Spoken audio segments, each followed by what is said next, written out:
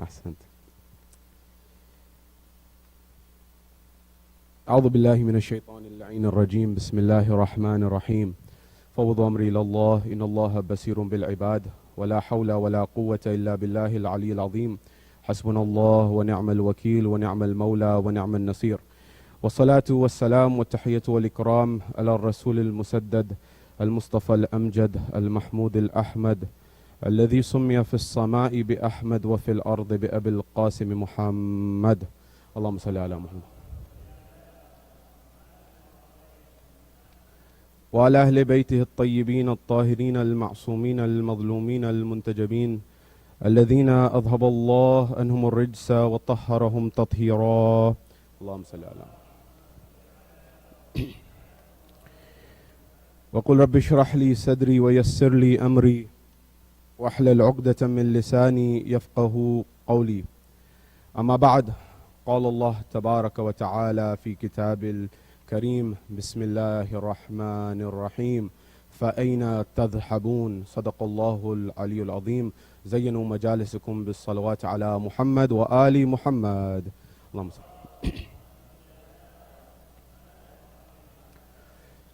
My respected elders, brothers and sisters, youngsters in Islam and Iman here in Florida, across the globe, wherever you're hearing my voice, Salamun alaikum jami'an wa rahmatullahi wa barakatuh. Question: where are you going? Allah subhanahu wa ta'ala in Surah Takwir, Surah 81, verse 26, He tells us, and He asks a question, rather I should say, فَأَيْنَ تَذْهَبُونَ? Where are you going? A question that encapsulates so much of life that one often does not reflect on. That is, we go in our directions, we go to work, we go to school, we go to life, and we exist through life. But Allah is perhaps asking us to pause here at this moment and reflect on, where are you going? Do you know what your destination is? Do you know where you're trying to get to? Do you have a vision for where you're trying to get to? Or is it simply that you are just going about living life without reflecting and contemplating on it? Therefore, the question I ask myself and you at the forset and the onset is, look, where are you going? Where am I going? Where are we going? When you come to the lives of the prophets, from the beginning to the end, you will find themes. And when you find where there was ever a moment in time where there was a prophet of God, an emissary of God who came forward, and they had an opponent on the other side, an opposition on the other side, someone who was the force of good and someone who was the force of evil, so to speak. If you go to the time of the two brothers, Habil and Qabil, the sons of Adam, Cain and Abel, as they're known in the Bible. One force for good, one force for not so good. You go to the time of Nuh, you had the people who were there. There was Nuh on one side propagating and trying to get the best for people. And then on the other side, you had the people who were making fun of him, ignoring him, not paying heed to what he was saying. And so when he's building this ark, Nuh alayhi salam, they may have been asking Nuh, where are you going? As in, you're building this ark in the middle of nowhere, no rain ever comes here, why are you building an ark? Where are you going? But the last laugh was Nuh's or Allah's, it was not theirs. So they may not have had the wisdom, but Nuh was looking at a higher pasture, he was looking at a different vision. He was looking down the road further than they could look. Vision. Next level. Ibrahim alayhi salam. Ibrahim is dealing with the forces of Namrud on the other side, for example. Nimrod, as he's known in the Bible. Namrud is saying that, he's one oppressor after one of those lines. He's just one tyrant in the chain of tyrants that have come throughout times. And he's on the other side against Ibrahim. Now, every tyrant has had a theme throughout these times. What is that theme? They have tried to do anything to get rid of the opposition who's trying to fight for good. So they'll pay them, they'll bribe them, they'll do X, Y, and Z. And they will try to get a compromise out of that prophet or that emissary of God. And because they think that that prophet or that individual is just like everyone else, so I pay some money, they'll be bought out. I give some luxuries, they'll be bought out. I say, hey, you want power? We'll give you power. They'll be bought out. But when they deal with God's representatives, they find the game is different. This person who's God's representative, they're not playing for themselves. They're playing for humanity. They're going to bat for humanity, and they're doing what they're doing not for themselves, but for those people who no one's there to fight for, no one's there to stand for. And so when they try to bribe them, they realize their bribes don't work.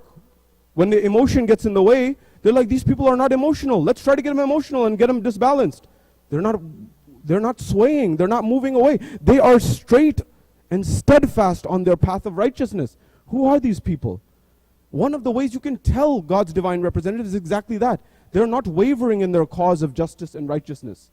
And even, not as God's representatives, but as an agent of Allah on earth, in the sense of we have the ability to be ashraf al-makhluqat, the best of Allah's creation, the potentiality of it. You and I can be minor agents of that. Meaning, if we stand for the right cause, we have the ability to go in that line. This was the time, alaykum salam, of Namrud and Ibrahim. These types of things. He tried to scare him. He tries to have the fire, and he has the huge fire built, and he says, throw Ibrahim towards the fire. And Ibrahim says to Jibreel comes, Jibreel says, you need help? He said, yes, not from you though. From Allah subhanahu wa ta'ala, the one who is my Lord and one who is my sustainer, the one who looks after me. And Allah says to the fire, Ya naru kuni bardan wa salamun ala Ibrahim. O fire, become cool and easy on Ibrahim. This same Ibrahim in a moment says, in the Quran, Inni zahibun ila Rabbi sayahdini. That I am going towards my Lord, He will guide me. Ibrahim, where is your Lord? They may have been laughing at Ibrahim. Ibrahim, you're believing in a God you can't see? Ibrahim, you're going towards your Lord? Where's your Lord? He's saying all of these things, but Ibrahim had a further vision, further out. Third level, Musa and Fir'aun. Musa's on one side and Fir'aun's on the other side. Now Fir'aun was looking at things from the worldly lens. And he said, maybe I can trap Musa by fear. Maybe I can buy him out. Maybe I can do X, Y, and Z, and he will give up. But he didn't realize that he was going against the representative of God. And you cannot do this, because the vision of the tyrant and the zalim is to just defeat the person in front of them. Whereas the representative of God is not looking at the zalim. They are looking over the shoulder behind the zalim. They are not concerned with this person. That's not their end game, to defeat this person. They're going on a higher pasture to take humanity to their heights, as Iqbal says in his poetry of the falcon and the shaheen, that fly higher. That he says, for example, when in his poetry of shikwa and jabawe shikwa, there's an old joke in Urdu, I don't know if you've heard it or not. If you are an alim or a maulana, and you started branching out a little bit into humanity, and you're saying that, I'm not just going to talk about Muslims or for Muslims. I'm going to say that Allah created all human beings, and then eventually, Allah is also Allah for the Christians and the Jews and for all of us. Of course, Islam, we believe, is the best religion, of course, but not everyone else is going to go to hell. They weren't allowed to be ulama. They were not allowed to be maulanas. They had to become shu'ara. They had to become shair. So they went into poetry because they were talking about humanism. But how did this happen? Islam was about humanism fundamentally. So Iqbal says in his poetry on shikwa, the Muslim world is complaining to Allah. Now when he did this, when he wrote shikwa, Iqbal, every maulana, every scholar, quote unquote, of the time, they called them mullahs, I won't call them that, but they said issued kufr fatwas. They said this guy's a kafir. He's doing kufran and ni'mat. He's giving an allegation to God Almighty. But they didn't have the wisdom of Iqbal of jawab shikwa. And he gave that answer. Anyways, in shikwa he says, Dash to dash the darya bhi na chhode humne. Behre zulmat mein daura diye ghode humne. They said, we didn't leave anything. The Muslim world said, we fought for you, Ya Allah. We went to the farthest points, and we went in the oceans and the seas, and we conquered. And we rode our horses out the world. And the implied question is, what did we get out of it, Ya Allah? But the question is, where are we now? Where are we going? فَأَيْنَ تَذْهَبُونَ? The verse that I began with. So this is the moment with Musa and Fir'aun. Musa is not getting bought out. You come to the time of every emissary. Same with the time of Rasulullah. You come to the time of Rasulullah, what do you find? You come to his era and his time. They tried to do everything. They said to Abu Talib, for example, they would use Abu Talib as an intermediary. They said, Abu Talib, tell your nephew, if he wants money, we'll give him money. If he wants property, we'll give him property. Whatever he wants, we'll give him. If he wants power, we'll give him power. If he wants women, we'll give him women. Whatever he wants, we'll give him. Because they were looking at it from their lens. That's what maybe they wanted in life. But they realized, they said, Abu Talib, tell Muhammad this. And at that point in time, Rasulullah gives the famous statement where he says, even if you put the sun in my right hand and the moon in my left, I will not waver from my message, from my mission. That told them that this person's different. Who is this person that in the middle of a barren desert, everyone is looking after, they want wealth, they want power, they want property, they want all of these things. And this one doesn't want any of that. We're offering him everything. We're offering him to become the best. Just telling him, don't say, La ilaha illallah. The vision of the Quraysh who were in opposition to Rasulullah was just looking at Rasulullah, eliminate this person, their view, eliminate this obstacle, and we've won. Rasulullah was not looking at them as the obstacle. They were defeated if they thought that was the paradigm. Rasulullah was looking way further out. So what is your vision? Is your vision to just defeat an opponent in front of you, or is your vision to go further? What does that mean? Allow me to explain. 2 examples. I'm trying to explain, and I hope some people can get the methodology of what we're trying to build here. And I use examples from the real world to explain Islamic principles. Why? Because we have known since childhood that, for example, Islam teaches us to control your anger. Do we still control our anger? Islam teaches us from childhood, be good to your neighbor, be good to people, be nice. Are we kind to people all the time? Islam tells us at a theoretical level we understand, but amalan, in practice, there's a shortcoming. So maybe we don't have to keep repeating the narrations of the Prophet and Ahlul Bayt. You'll say, I'm being boring. Maybe we have to show people how to actually implement it in life.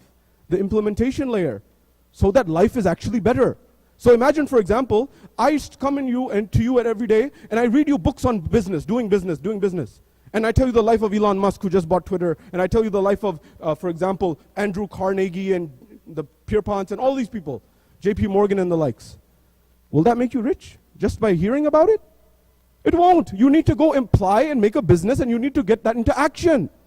Similarly, if I just stand here and I say Rasulullah had good akhlaq, Imam Ali had good akhlaq, they had good akhlaq, if you don't apply it in life, how is that benefiting you? I can stand here all day until I'm blue in the face. So what's the implementation layer? So that's why I'm bringing other examples. I spend a lot of time trying to read, to make these connections to the real world. So one example I'll give you, Wang Labs. Now many of the younger people will not remember Wang Labs. I don't remember Wang Labs. I had to read about it. But some of the elders will remember there was a company called Wang Labs that invented the word processor. It was led by a person by the name of An Wang in the 1950s and 60s. They were a huge company with over $1 billion market cap. So his own son says that I had a conversation with my father, and one time this huge company Wang Labs that no one would ever think is gone out of style, so to speak, and is gone. He says this huge company, I had a conversation with my dad, and I said, Dad, have you seen what IBM is doing? IBM's coming out with a personal computer, personalized computers. And he said, that's the worst idea in the world. Never gonna work. Now here's the thing.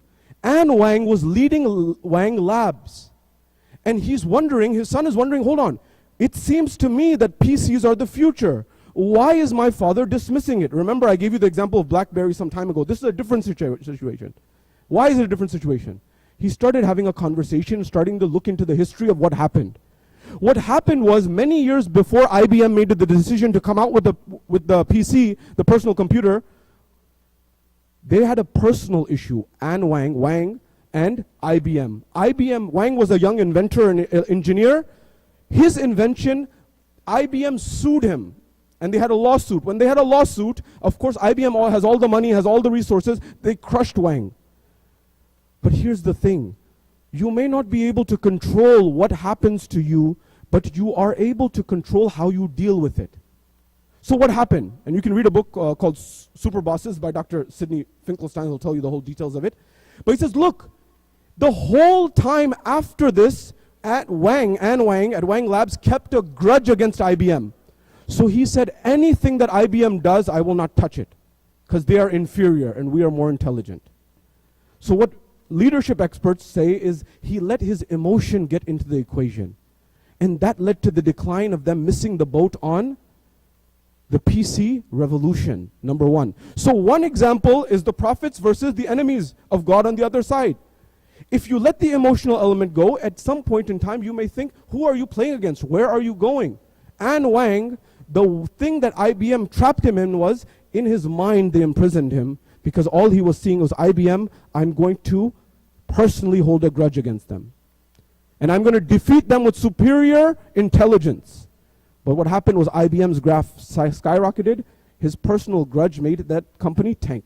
Second element, Sony. I don't know if you know, you should read the vision statement of Sony one day, Sony Electronics. Their vision statement, as it was originally written, was to change the poor image of quality of Japanese products. Now you may say, poor image of Japanese products? Believe me, if you read the pages of history, there was a time where made in Japan was seen as the worst thing that can be in a device. And so one person, the Sony company, decided, we're going to not just play for ourselves and make money, we are trying to change the entire image of our country. Today, that we benefit from Toyotas and all of these technology projects in cars and automation engineering and all of these things that come from Japan, we look at Japan as a symbol of quality today. It wasn't always like that. It was one man's vision. So my question to you, and your question to yourself perhaps, is, where is my vision? Where am I going? And have I done this for my own life? Have I validated my assumptions? You may be saying that I'm doing well in business, alhamdulillah, which is very noble and very good if you're doing it for and helping society. You may say, for example, I'm doing very good in whatever area you are in life. But what I don't want is that you get towards the end of your life and you have regret that maybe I could have done something else. Final example in this khutbah, and we'll go to the next. Einstein, I don't know if you read Einstein's biography, but his uncle owned an engineering company that used to compete with Siemens. You know Siemens? They used to compete with Siemens. So his uncle and his father both wanted Einstein to be an engineer. Now Einstein may have been a very good engineer, but had he been an engineer, perhaps he would not have been the great physicist that he became. So the question that you and I need to ask is, maybe wealth is one aspect of the equation that's very good, very noble. But real success and true success happens not only when one is focused internally, but also externally. That is, how many people are you helping along the way? If you can get to that level of thinking, that's why I'm leading to education. Elon Musk, who bought Twitter, and it's in the news today, he's leading PayPal. He was part of the PayPal, the founders of PayPal, as you know. He was part of what's called the PayPal Mafia in Silicon Valley. Peter Thiel, Elon Musk, these are the people who built PayPal. Then he builds, for example, Tesla. He didn't found it, but he bought it out and he's leading it now. And then he has, for example, SpaceX. There's other ideas that he comes with. He says, I don't have the time for this. Somebody else needs to do this. For example, Solar City. He tells his relatives, I don't have the time for this. Go do this. You and I need to get to an environment where we educate ourselves, and we have so many opportunities in front of our eyes that are multi-billion-dollar opportunities. And we say, I don't have a time for all of this. You go do this one, you go do this one, you go do this one. Rather than perhaps thinking of each other as crabs in a barrel, that I've been told. That requires a different level of thinking, to look beyond, to look at another vision, to look at another horizon. We hope that Allah, and pray that Allah gives us that ability. Bismillahir Rahmanir Rahim. Wal asr innal insana lafi khusr illa alladhina amanu wa amilus salihat wa tawasaw bil haqqi wa tawasaw bis sabr.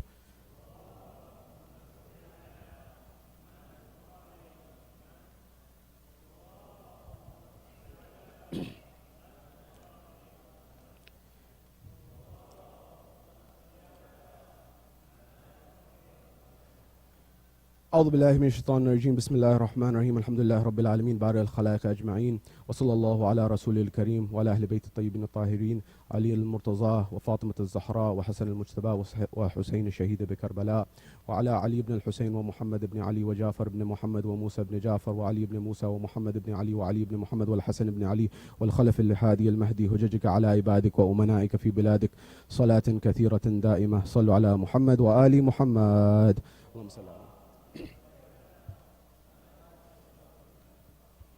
my respected elders, brothers and sisters, youngsters in Islam and Iman here in Florida, across the globe, wherever you're hearing my voice, Salamun alaikum jami'an wa rahmatullahi wa barakatuh. May Allah bless you and your families, and may He bless you, especially on this Jum'ah, and bring all of those divine blessings into your life. May Allah guide us, inshaAllah, and allow us to follow on the path of taqwa. Very quickly in the second khutbah, the world that we live in, the question I want to ask myself is, what's our vision? Individually, family level, community level. We have an opportunity here perhaps to be able to build the future of Islam in America. You and I are part of that. You and I have that ability to be able to do that and chart that. However, until and unless someone comes up and steps to bat and say, we're going to build this, it won't happen. And what that means is you have an opportunity here to say, hey, I have not seen this, or I've seen this done in other communities. Can we implement it here? And you may find that people are very receptive, especially the leadership here who I've talked to. They're very receptive to implement these things. Why? Because you and I are ambassadors for Islam today. The same way that the founders of Sony were saying, we want to improve the image of Japan in terms of quality, and they did it. That's what they achieved. For not their company, for the whole nation. Not only their company, the whole country. What's our vision? Post 9/11, do you know how much difficult? I was listening to NPR last week. StoryCorps, for those of you who know NPR, it's a conversation between family members oftentimes.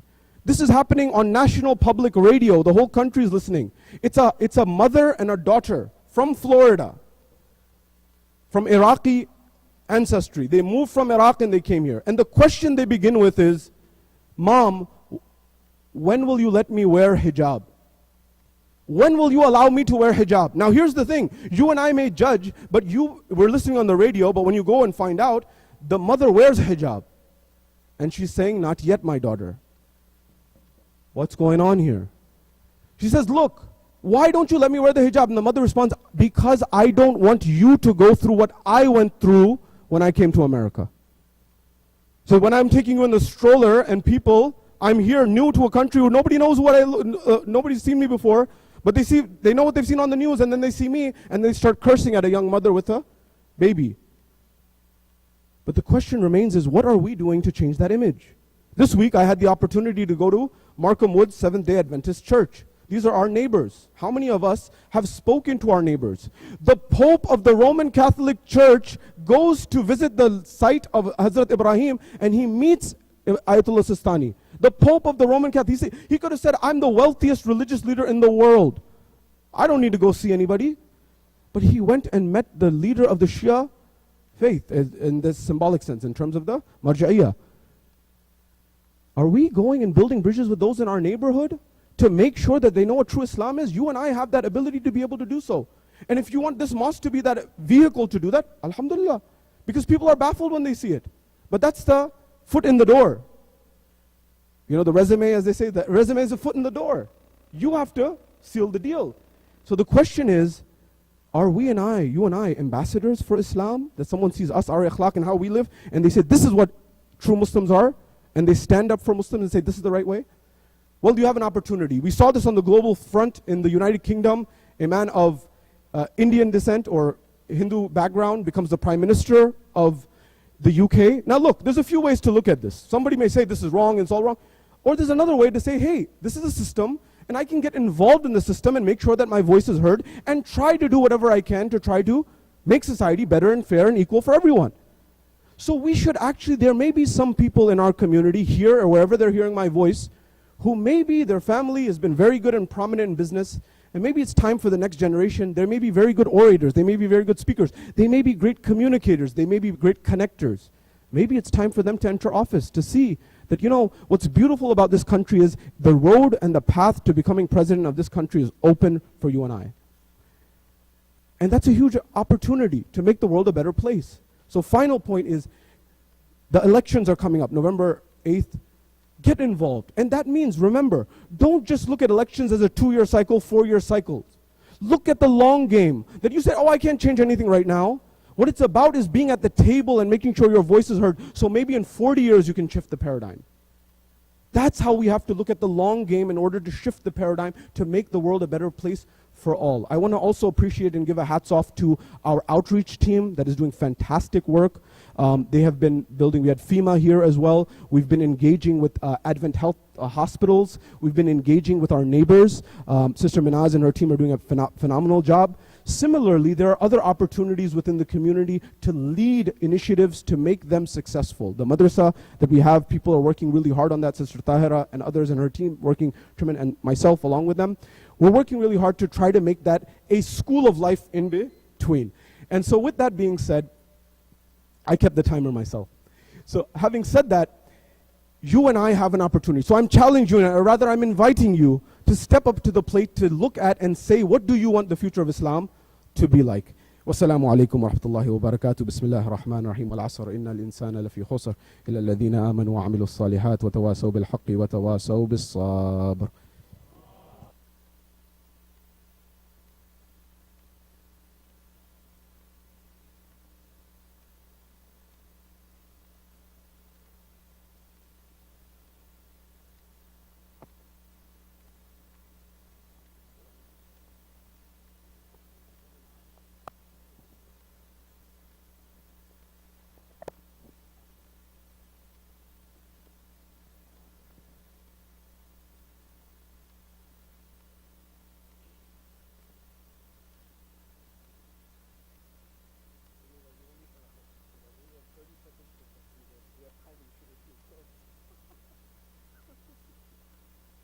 أعوذ بالله من الشيطان اللعين الرجيم. بسم الله الرحمن الرحيم. الله أكبر الله أكبر. أشهد أن لا إله إلا الله. أشهد أن لا إله إلا الله. أشهد أن محمدا رسول الله. أشهد أن محمدا رسول الله. أشهد أن عليا ولي الله. أشهد أن عليا حجة الله. حي على الصلاة حي على الصلاة حي على الفلاح حي على الفلاح حي على خير العمل حي على خير العمل. قد قامت الصلاة قد قامت الصلاة. الله أكبر الله أكبر. لا إله إلا الله. صلاة الجمعة صلاة الله أكبر. بسم الله الرحمن الرحيم. الحمد لله رب العالمين الرحمن الرحيم مالك يوم الدين. إياك نعبد وإياك نستعين. اهدنا الصراط المستقيم صراط الذين أنعمت عليهم غير المغضوب عليهم ولا الضالين. بسم الله الرحمن الرحيم.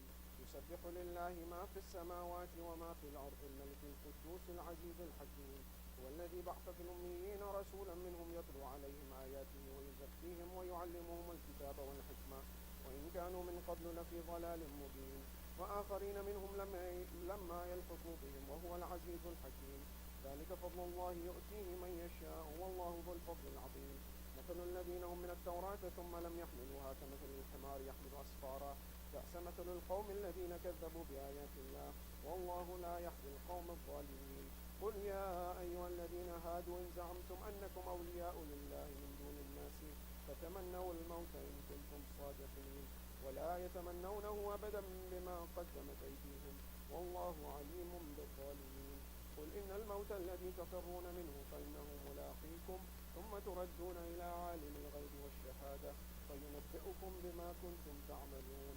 يا أيها الذين آمنوا إذا نودي للصلاة من يوم الجمعة فاسعوا إلى ذكر الله وذروا البيع ذلكم خير لكم إن كنتم تعلمون. فإذا قضيت الصلاة فانتشروا في الأرض وابتغوا من فضل الله واذكروا الله كثيرا لعلكم تفلحون. وإذا رأوا تجارة أو لهوا انفضوا إليها وتركوك قائمة قل ما عند الله خير من اللهو ومن التجارة والله خير الرازقين. الله أكبر. اللهم صل على محمد وآل محمد. ربنا آتنا في الدنيا حسنة وفي الآخرة حسنة وقنا عذاب النار. اللهم صل على محمد وآل محمد. الله أكبر. سبحان الله سبحان الله سبحان الله سبحان ربي العظيم وبحمده. سمع الله لمن حمده. الله أكبر. سبحان الله سبحان الله سبحان الله سبحان ربي الأعلى وبحمده. الله أكبر. أستغفر الله ربي وأتوب إليه. الله أكبر. سبحان الله سبحان الله سبحان الله سبحان ربي الأعلى وبحمده. الله أكبر. بحول الله وقوته أقوم وأقعد وأرفع. بسم الله الرحمن الرحيم. الحمد لله رب العالمين الرحمن الرحيم مالك يوم الدين. إياك نعبد وإياك نستعين. اهدنا الصراط المستقيم صراط الذين أنعمت عليهم غير المغضوب عليهم ولا الضالين. بسم الله الرحمن الرحيم. قل هو الله أحد الله الصمد لم يلد ولم يولد ولم يكن له كفوا أحد. الله أكبر. سبحان الله سبحان الله سبحان الله سبحان ربي العظيم وبحمده. سمع الله لمن حمده. اللهم صل على محمد وآل محمد. ربنا آتنا في الدنيا حسنة وفي الآخرة حسنة وقنا عذاب النار. اللهم صل على محمد وآل محمد. الله أكبر. سبحان الله سبحان الله سبحان الله سبحان ربي الأعلى وبحمده. الله أكبر. أستغفر الله ربي وأتوب إليه. الله أكبر. سبحان الله سبحان الله سبحان الله سبحان ربي الأعلى وبحمد. ربي صل على محمد وآل محمد يا لطيف ارحم عبدك الضعيف. الله أكبر. الحمد لله وخير الأسماء لله. أشهد أن لا إله إلا الله وحده لا شريك له وأشهد أن محمدا عبده ورسوله. اللهم صل على محمد وآل محمد. السلام عليك أيها النبي ورحمة الله وبركاته. السلام علينا وعلى عباد الله الصالحين. السلام عليكم ورحمة الله وبركاته. الله أكبر. الله أكبر. الله أكبر. لا إله إلا الله.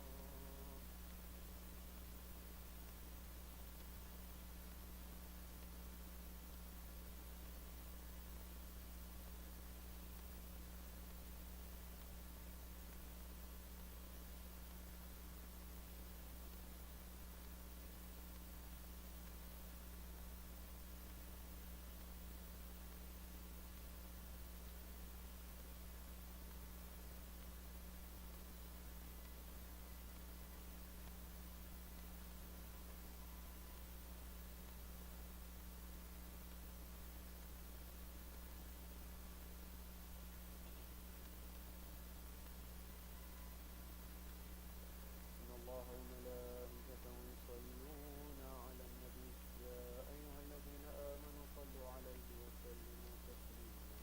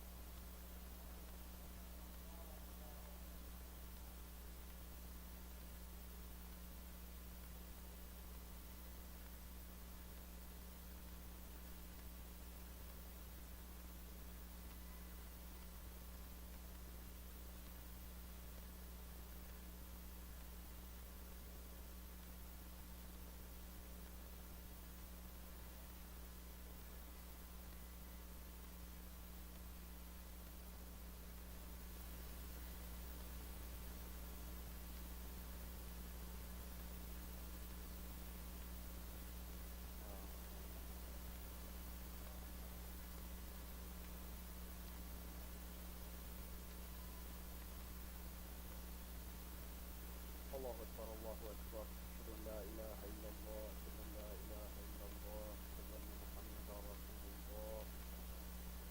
أشهد أن محمدا رسول الله. أشهد أن عليا ولي الله.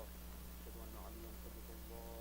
حي على الصلاة. حي على الصلاة. حي على الفلاح. حي على الفلاح. حي على خير العمل. حي على خير العمل. قد قامت الصلاة. قد قامت الصلاة. الله أكبر. الله أكبر. لا إله إلا الله. صلاة. الله أكبر.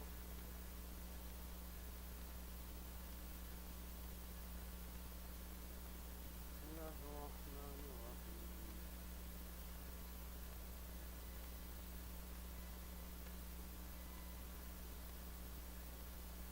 بسم الله الرحمن الرحيم.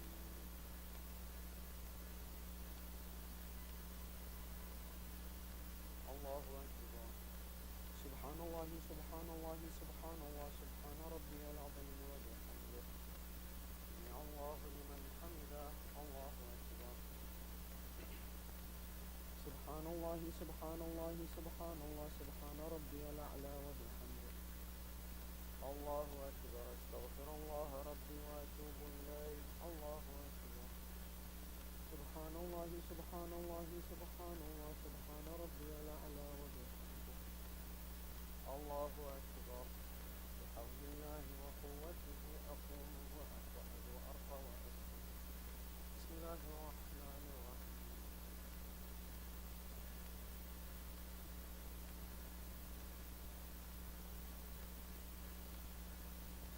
بسم الله الرحمن الرحيم.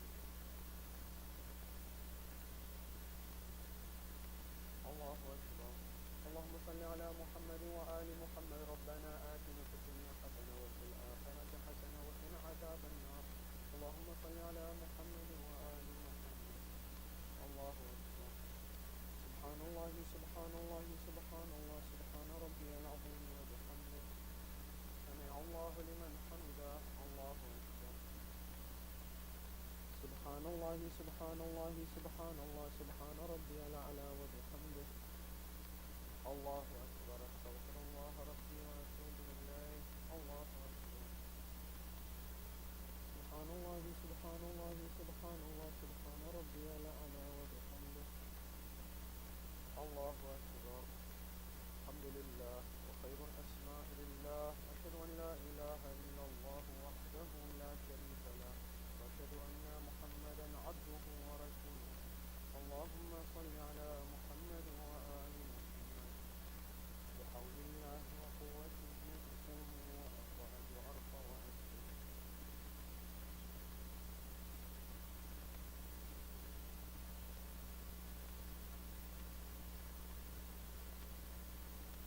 الله أكبر. سبحان الله سبحان الله سبحان الله سبحان ربي العظيم وبحمده. سمع الله لمن حمده. الله أكبر. سبحان الله سبحان الله سبحان الله سبحان ربي الأعلى وبحمده. الله أكبر. أستغفر الله ربي وأتوب إليه. الله أكبر. سبحان الله سبحان الله سبحان الله سبحان ربي الأعلى وبحمده. الله أكبر. بحول الله وقوته أقوم وأقعد وأرفع وأسجد.